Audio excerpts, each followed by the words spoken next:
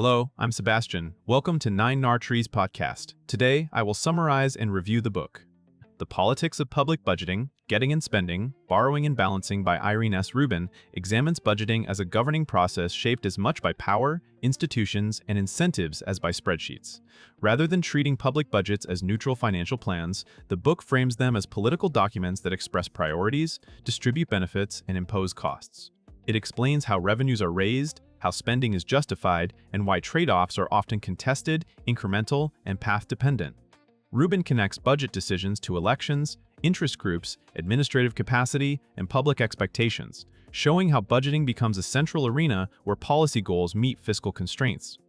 The text also explores how governments manage deficits, debt, and balance requirements, and how economic cycles and crises change what is possible. Written for students and practitioners, the book offers a structured way to understand the actors, rules, and strategies that shape public finance outcomes at the federal, state, and local levels. I will give you key takeaways from this book. Firstly, budgeting as a political process, not a technical exercise. Rubin emphasizes that public budgeting is inherently political because it allocates scarce resources among competing needs.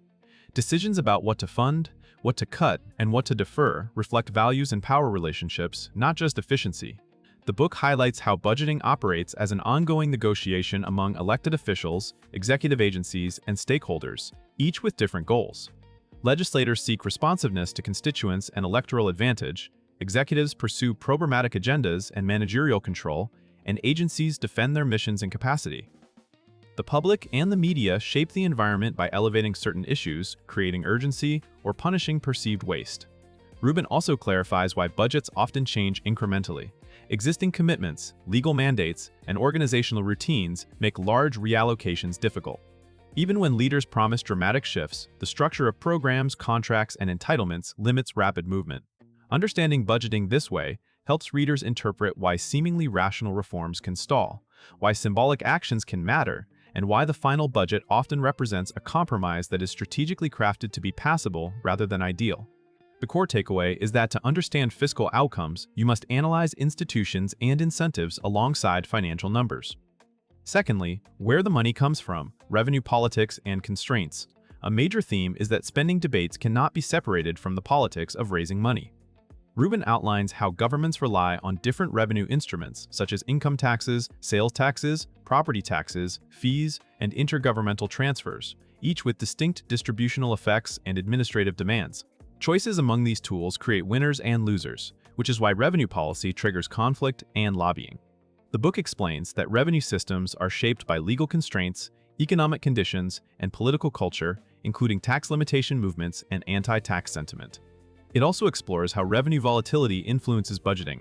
Sources tied closely to economic cycles can produce booms and busts, pressuring governments to cut services or find short-term fixes during downturns.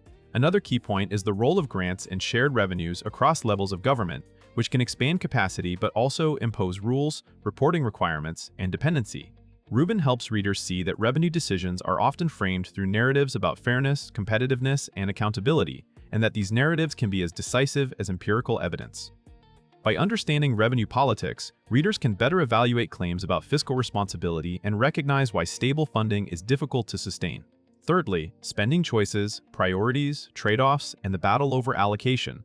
Rubin details how governments translate policy goals into spending plans and why the allocation process is contested. Budgets reflect priorities across functions such as education, public safety, health, infrastructure, and social services, but each category has entrenched constituencies. The book shows how mandatory or formula-driven spending can limit discretion, pushing conflict onto the narrower slice of funds that remains flexible. It also discusses the influence of performance budgeting and evaluation efforts that aim to link dollars to results. While these approaches promise rational prioritization, Rubin notes that measuring public outcomes is hard and can be politicized, making performance information easier to use as ammunition than as a neutral guide. The book also considers how capital spending differs from operating budgets, including the long-term consequences of deferred maintenance and the political appeal of visible projects. Readers learn how agencies justify requests, how budget offices impose controls, and how legislators use hearings and amendments to signal commitments. The central insight is that allocation is not only about need, it is about framing, coalition building, and the ability to protect programs over time, especially during fiscal stress. Fourthly, borrowing, debt, and balance requirements. Managing the fiscal toolkit, the book explains why borrowing is a normal part of public finance and why it is controversial.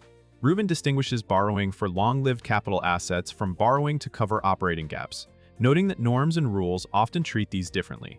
She describes how balanced budget requirements operate in many jurisdictions, how they can encourage discipline, and how they can also incentivize budgetary maneuvers that shift costs into the future. Debt politics includes debates over intergenerational equity, credit ratings, interest costs, and the risk of crowding out services.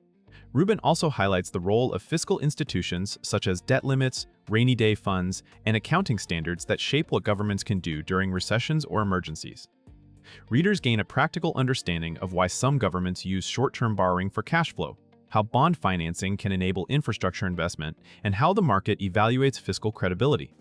The broader lesson is that fiscal balance is not simply a moral stance, it is an institutional and strategic challenge. Leaders must decide when to borrow, when to cut, when to raise revenue, and how to maintain trust among taxpayers, investors, and service recipients. Lastly, budget reform, transparency, and accountability in a real-world context. Rubin examines common budget reforms and why their results often fall short of their promises.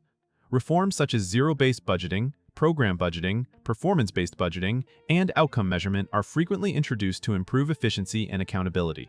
The book situates these efforts in the realities of political bargaining, limited administrative capacity, and the difficulty of defining success in public programs. Transparency initiatives, open data, and clearer budget documents can help the public understand choices. But Rubin suggests that information alone does not eliminate conflict, because disagreements are rooted in values and distributional impacts. The book also addresses how budgeting interacts with broader governance challenges, including fragmentation across agencies and levels of government, earmarks or targeted spending, and the pressures of short electoral time horizons. Importantly, Rubin treats accountability as multidimensional. Accountability to law, to voters, to professional standards, and to program clients can pull in different directions. Readers come away with a balanced view that reform is still valuable, but it must be designed with incentives in mind and evaluated with realistic expectations. Effective improvement often comes from sustained institutional learning rather than one-time overhauls. In conclusion, this book is best suited for public administration and political science students, budget analysts, program managers, journalists covering government, and civic-minded readers who want to understand why budget debates look the way they do. It is also valuable for anyone entering local or state government, where trade-offs are immediate and fiscal rules can be tight. The practical benefit is clearer judgment. Readers learn to separate rhetoric from constraints, recognize how institutions shape outcomes, and anticipate the ripple effects of choices about revenue, spending, and debt. That perspective can improve professional decision-making, strengthen participation in public meetings, and reduce cynicism by explaining why compromise and incrementalism are common. Compared with more technical public finance texts, Rubin focuses on the political and institutional forces that determine what numbers end up in the budget, making it easier to connect fiscal decisions to governance and policy outcomes. Compared with purely political accounts, it provides enough structure about revenues, appropriations, borrowing, and balance requirements to make the process legible. The result is a book worth buying because it equips readers with a durable framework for interpreting budget conflicts across jurisdictions and economic cycles, not just memorizing terminology. If you would like to support Irene S. Rubin, you can buy the book through the Amazon link I've provided in the podcast description. After reading the book, please let me know what you think and share your thoughts. See you around.